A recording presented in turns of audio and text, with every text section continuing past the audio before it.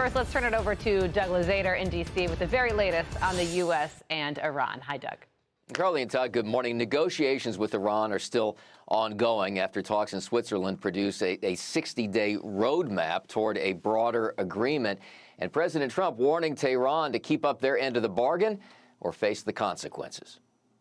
I think Iran, I can say on a sort of a different scale, is in its own way working out very well. Maybe it's hard to say just as well, but maybe almost just as well. And we're doing very well in terms of negotiating a fair and reasonable deal. If Iran doesn't live up to their agreement, or if they're not behaving, I will do what I have to do. And this comes as Vice President J.D. Vance returns from an intense round of talks in Switzerland, reporting that Iran will allow IAEA nuclear inspectors into the country, although Iran says no visits are planned at this point. But the administration is emphasizing a trust but verify approach. Whether good faith or bad faith, you can't trust anybody's words. You have to trust what they actually do. Letting in the inspectors is a big deal, but again, we're going to see what they actually let the inspectors do once they're in the country. That's going to continually be a part of our negotiation. So my point is not that I trust or distrust anybody. My point is that I trust actions. And what the president has asked us to do is verify what they're doing, focus less on what they're saying. And elsewhere in the Middle East, Israel is remaining steadfast in its actions in Lebanon, with Prime Minister Benjamin Netanyahu saying that Israeli forces will stay in the region. Quote, the IDF will continue to act with determination in order to neutralize threats against our soldiers and our citizens, demolish terrorist infrastructure, and maintain the security zone in southern Lebanon. Now, President Trump says he is reviewing that situation. He told reporters, I get problems solved real fast, including with Bibi. And back here on Capitol Hill, the Pentagon is asking for about $80 billion to cover the cost of the war in Iran. President Trump is now set to meet with defense contractors tomorrow to urge them to accelerate the replenishment of depleted U.S. stockpiles. Todd and Carly. Doug Lazater live for us in D.C. Doug, thank you. Today, Secretary of State Marco Rubio gearing up to meet with Gulf allies as the U.S. works to finalize the deal with Iran. Over the next several days, he is expected to meet with leaders from the UAE, Kuwait, and Bahrain. And while in Bahrain, Rubio will also meet with the Gulf Cooperation Council, which includes leaders from Saudi Arabia and Qatar. All right, and we are now learning more about the U.S.-Iran deal, with President Trump answering key questions about Iranian funds. Can you ensure that the Iranians won't use profits from oil sales to rebuild their military? Well, they're not supposed to be doing that, so we'll see. But they're supposed to use money to buy food for their people, because right now their people are very hungry, and they're buying it exclusively from us. Corn, soybeans.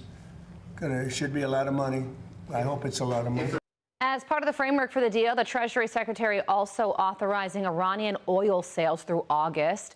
This all following an intense round of talks in Switzerland, where Vice President J.D. Vance says great progress was made with negotiators.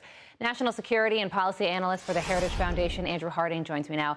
Andrew, thank you so much for being here. A lot happened yesterday when it comes to Iranian assets, and one of the major things is the Treasury Department waiving sanctions on Iranian oil. A lot of opinions coming in on this. What's yours? Well, good morning, Carly. I think this is a sign that the vice president was able to deliver good progress in his discussions in Switzerland with his Iranian counterparts. I think we saw some progress on the nuclear question, ensuring that we'll see International Atomic Energy Agency inspectors come into the country and ensure that Iran's actions and words can be verified on its nuclear program. We're seeing the Strait of Hormuz open up, going from just a couple of ships transiting throughout a day to now seeing multiple dozen. And we're seeing broader talks about regional de-escalation, which combined shows that we've seen progress in these negotiations, and the only way that the Treasury Secretary authorized this type of general waiver is because of the progress we've seen in Switzerland. So what matters now is ensuring that this initial momentum turns into long-standing progress that can allow this MOU to turn into a meaningful deal that benefits American security and prosperity. Of course, the concern is that that money will go back into the Iranian economy and be used to restart their military operation or go to terrorist proxies. What do you say about that concern?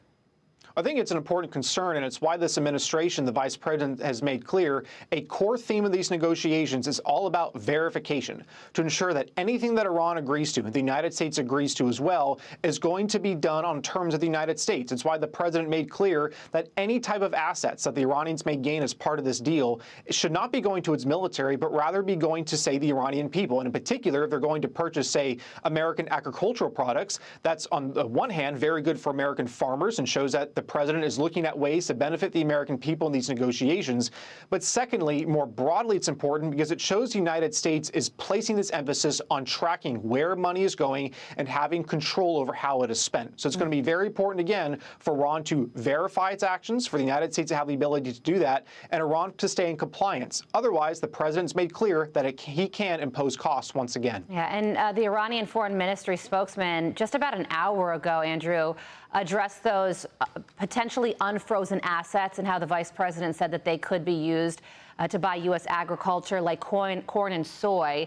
And he said that our assets will be employed with absolute liberty, suggesting that the purchase of our agriculture products isn't going to happen. What's your reaction? Well, I think you should let President Trump know, and let's see what the president reacts to here. I don't think that would be good news here. But additionally, I think the Iranians continue to have a track record in which they're trying to project strength at home. We even saw this just yesterday, in which the Iranians claimed they walked out of meetings, but yet the vice president made clear that great progress was made on multiple fronts.